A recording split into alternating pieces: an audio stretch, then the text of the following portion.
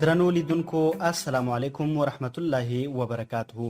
د آیا پوهیږئ معلوماتي چینل ته ښه راغلاست. په دې ویډیو کې به درته په شمسي نظام کې د مختلفو سیارو او ستورو حقیقي غږونه در وړاندې کړو. که چیرې له تاسو پوښتنه وکړم چې آیا په فضا کې امکان لري چې غږونه واورو، ډیری هغه ځواب چې ورکول کیږي نه دی، ځکه چې فضا ټوله خالي ده او غږ په خالي ځای کې نه خپریږي.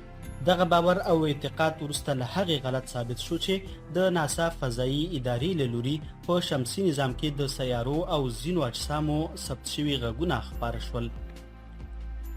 لکه څنګه چې پوهیږو فضا داسې یوه خالیګاه ده چې هوا پکې نشته، نو څنګه دغه غږونه ثبت شوي دي؟ ډیری داسې مختلف جسمونه شته دي چې امکان لري خپله انرژي تولیده کړي.